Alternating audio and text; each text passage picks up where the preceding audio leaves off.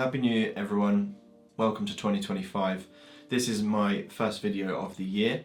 I'm feeling good about this year, I'm feeling good about content, photography, videography. Yeah, it's going to be hopefully a good one. If you've been here before, I welcome you back and I again appreciate your time. If you're new here, my name is Jordan. I'm an amateur motorsport photographer and videographer. I spent the last year working super hard to reach my goal of becoming a full-time professional motorsport content creator. If motorsport content creation or automotive content creation is your cup of tea, then I highly recommend you subscribe to this channel where I'll be hopefully posting many more videos across the year of all the different things that I've been up to. You can also find me on Instagram and Facebook, TikTok, etc. And all the links and stuff I'll put at the below in the captions. So anyway, without further ado, let's go into the video. So to start off my year, I wanted to kind of do a video that is a bit of a summary of 2024, what I got up to, how I did, some of the good bits, some of the bits that I need to work on, and the bad bits that I'll be taking into next year to hopefully improve what I'm doing and again reach the goal that I've set for myself. I started off 2024 feeling super positive with the intention of doing as many shoots, races as I could basically. I figured that the one thing that I could do to benefit what I was doing is just essentially do more reps. It's like if you're in a gym. If you want to build muscle or gain more strength, you just need to go in more times and need to do more reps. And that's the same for this, I believe. I just needed to get out there, do as many races as possible in a short space of time as I could, which at the start of the season, I most definitely did. I started off with a couple of test days.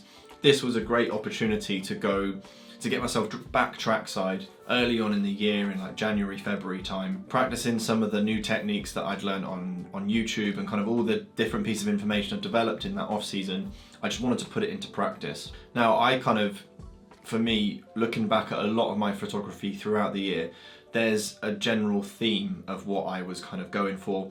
And if anything, I probably overdid a little bit, but we'll get onto that bit a little bit later. So I started off at these test days very much experimenting, pushing my shutter speed a little bit lower than I used to do in the previous years and really kind of experimenting. I took all that experimentation into my first event, and that was the first stage rally over at Snetterton. This is the first ever time I've done, well, rally, let alone just stage rallying, and I actually found it kind of difficult to do. It's completely different to normal track stuff. I found that with all the different chicanes and hay bales and cones, made a lot of the photo opportunities for me quite messy, but you know, there's always room to find something to do. I tried my best. At the time, I thought I did pretty well. Looking back and having reflection of those photos, I actually wasn't too happy with them looking back, which is kind of good in a way because it just makes me desperately want to get back out there this year. After the rally, I think I had a bit of time to wait, and then it was on to the British GT season and the touring cars. Now in terms of those two events, I'd say in the UK, other than the Formula 1 of course, the British GT and the touring cars are probably the bigger events. For me, I've got two kind of opinions on each of them. For touring cars, I much prefer watching. I think it's shorter action, it's a bit snappier, it's much more goes on in those 20-minute races. However, British GT has just got that wow factor of the cars, the noise, the speeds in which they go. And in terms of photography, I much prefer doing the British GT events. So I always found myself targeting those events. That was until I decided not to go to the Silverstone 500 and went to the Donington touring cars. Now, if anyone went to the first round of the Donington touring cars, the Sunday was an absolute shambles. I don't think it started racing until 1. We spent most of the day just kind of walking around, finding something to do, drinking as much coffee as I could. So it wasn't the best event of those two to choose, but you know, you win some, you lose some. Again, on these touring car photos, there seemed to be a trend that I was kind of going for, a lot of slow shutter speed, something that I probably overdid a bit. After that, I then did a bit of GT Cup and then on to the big event of the year for me, which was the World Endurance Car Championship in Spa. Spa was just absolutely magical. I can't recommend it enough to anybody, especially that World Endurance Car event. It was 6 hours, or actually ended up being about 8 hours of racing. It was boiling hot the whole time, super sunny, no rain, which from what we all know is a bit of a rarity over at Spa. and I just had 4 days of the, you know, absolute dream motorsport with my dad. It was great.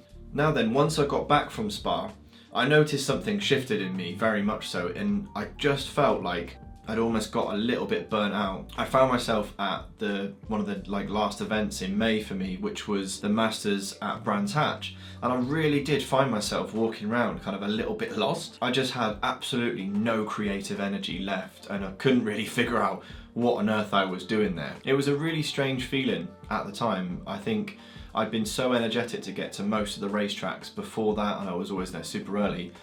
This one, I just felt like I'd almost lost something. I guess that's the thing that you always have with burnout, is if you do something too much, then sometimes you can almost have overdone it. And that was definitely how I felt after the Brands Hatch Masters. Brands Hatch is one of those tracks that I hadn't done an awful lot beforehand, and especially not with the full set of kit that I've got. So I went into it like very much blind on the spots and what to actually go for, because I'd always ever just been either in the paddock or on Paddock Hill Bend. It just completely threw me off, really. I just didn't really know what to do with myself. After that, and probably between June, July and August, the amount of events I did started slowly dropping. That kind of solidified how I'd felt about the burnout, and that I just lost the energy to kind of get there. Which is a massive shame, because I, genuinely love it. I knew I probably needed a little bit of time out of all the different work I was doing on social media and the race stuff, so I just I switched off and started playing golf again. But I'm not going to bore you about golf, that will put you to sleep. So now we arrive in September and October, and for the last 2 events of the year that I did, and that was the British GT finale over at Brands Hatch, and then the touring car finale again at Brands Hatch. Now, like I said, I absolutely love watching touring cars. So for this one, I only took the one camera with the one lens. I actually wanted to just go and just enjoy it as a motorsport fan. Sometimes when I'm walking around, I've got all this camera equipment with me. I almost feel really envious of the people that just go there with a program and just stand or sit and watch the event. So that was kind of exactly what I did. Took my partner Eleanor along, and we just had a great day out. After the Brands Hatch event, I kind of put my season to bed and figured, that would be it.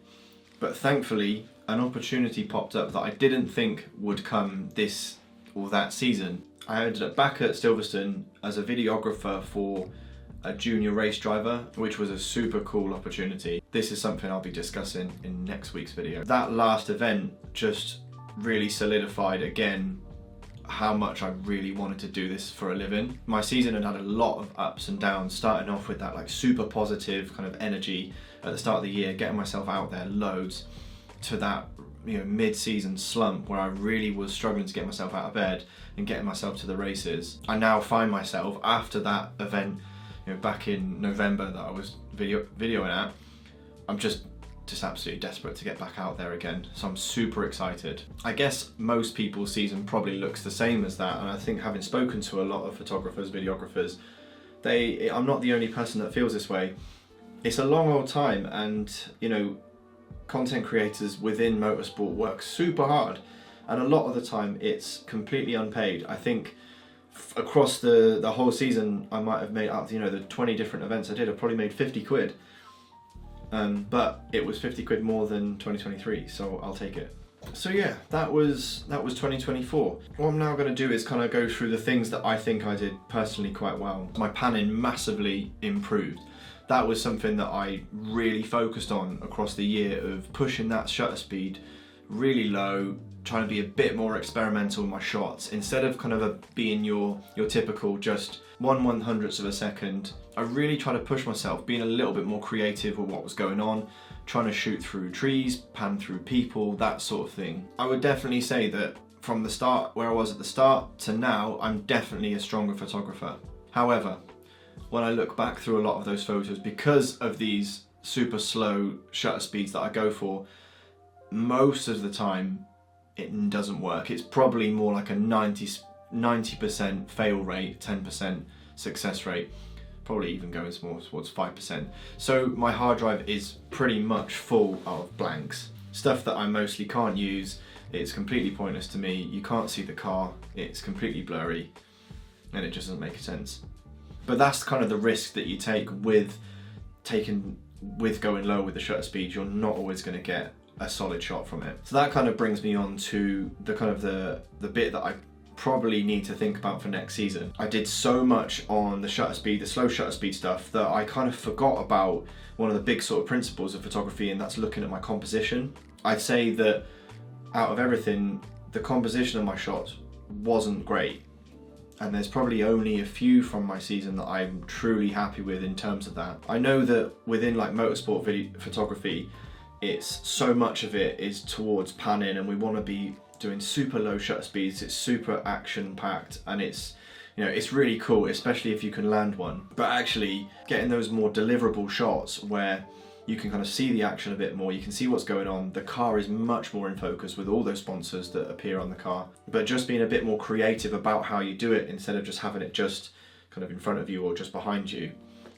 That is, you know, just as important, if not more important, than these super creative pans that we're doing. Especially, I think, in terms of those pans, when I look back at a lot of my photos from Spa, which for me, like I said, was the pinnacle of my year, it was phenomenal.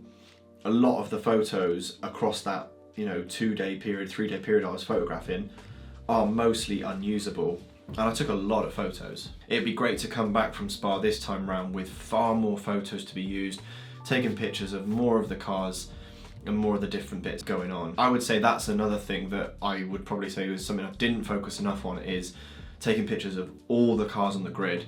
I was really focusing, especially in British GT, on that incredible Beach Jean Aston Martin that I loved, the Barwell cars, which they just look super cool as a Lamborghini, and then the 2Cs AMG GT3s. I think generally speaking, you always do end up taking pictures of the front runners, but there's so many great cars on the track, and I think I neglected a lot of the other stuff out there, especially the GT4s, especially like Mini Challenge, the single seaters. I would say ultimately didn't shoot enough of what was going on in the weekends. So focusing on panning a bit too much, and actually just weirdly enough not getting enough photos, and not enough deliverable photos for social media, Facebook, whatever. If you think about like a race weekend, you know, British GT has so much go on. You've got all these different drivers and different cars and different events that actually, whilst they are not the kind of the prime time show of the day, they are definitely worth photographing.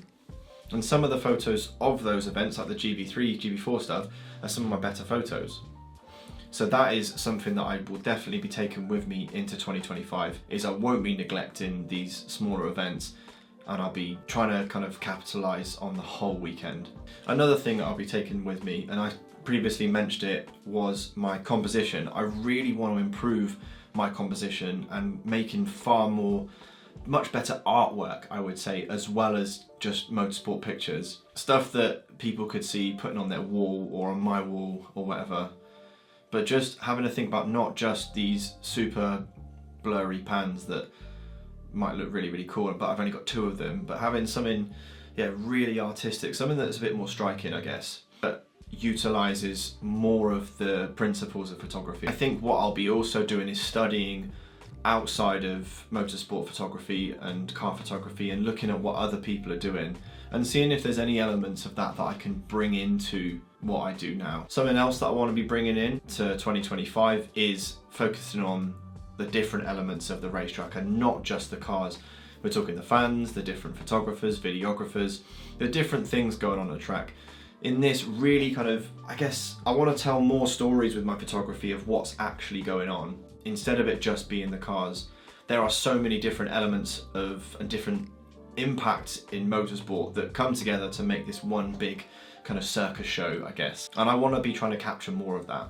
So to kind of summarise my things I want to take into the next year, and the bits I really want to improve on, we've got the composition, the storytelling, and the different things that go on at the track. Less time spent doing ridiculously blurry pans, and having much more depth on my portfolio. Oh, and finally, more networking. I definitely want to chat to more photographers, more videographers. I think I want to grow a community out of this year, ultimately.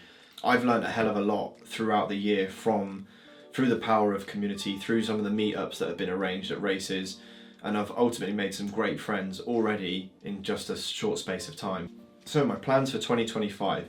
So I've already put into my diary some more of the British Rally Championship.